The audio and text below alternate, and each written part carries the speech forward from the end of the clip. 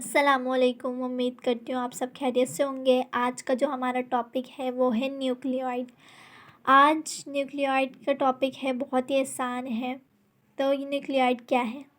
Lack discrete chromosome you nuclear membrane as like a eukaryote. इसका क्या मतलब है? ज़ाहिरी तौर पर बैक्टीरिया के पास क्रोमोसोम और न्यूक्लियर मेम्ब्रेन नहीं होता, जैसा कि यूकैरियोटिक के पास होता है, यूकैरियोटिक सेल के पास होता है। मतलब कि जो हमारे प्रोकैरियोट है ना बैक्टीरिया, तो क्या होता है, उसके पास क्रोमोसोम भी नहीं होता और न्यूक्लियर मटेरियल भी नहीं होता है। एज लाइक अ यूकैरियोट, जैसे कि यूकैरियोट के पास होता है। इसके पास न्यूक्लियर मटेरियल होता है। क्या होता है? न्यूक्लियर मटेरियल और डीएनए होता है position near the centre of the cell. इसका जो न्यूक्लियर मटेरियल या डीएनए है वो होता है सेल के सेंटर में। ये रहा, ये है इसका न्यूक्लियोइड। न्यूक्लियोइड उसको कहते हैं जहाँ पे हेरेडिटरी मटेरियल जो होता है ना, वो एक एरिया में होता है जिसको हम कहते हैं न्यूक्लियोइड। ये बहुत ही सिंपल डेफिनेशन है इसकी।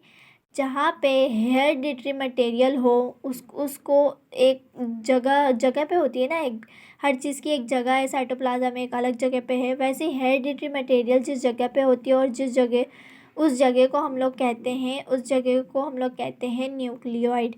एक एरिया होता है, उस एरिया को कहते हैं न्यूक्लियोइड। ये इसकी सिंपल डेफिनेशन है। अब इसका हेरेडिटरी मटेरियल क्या होता है? ये सर्क्यूलर होता है, डबल स्टैंडर्ड डीएनए होता है और सिंगल होता है। ऐसा नहीं डबल स्टैंडर्ड डीएनए हो तो बहुत सारे होंगे, सिंगल होता है।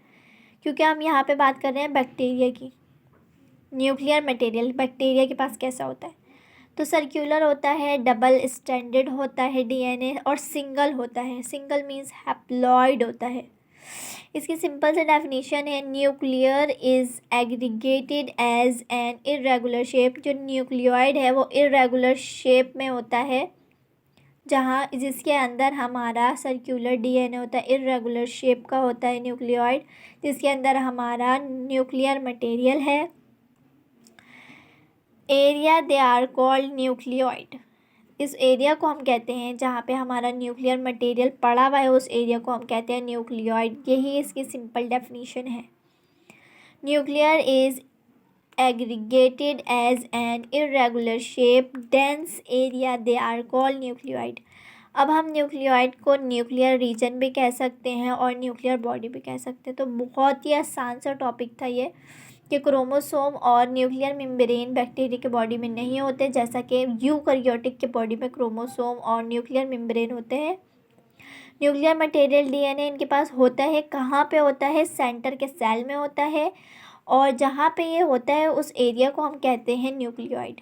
इनके पास डबल स्टैंडर्ड सर्क्यूलर सा डीएनए होता है। ये डीएनए एक ही होता है, डबल स्टैंडर्ड होता है, एक होता है हैप्लॉइड।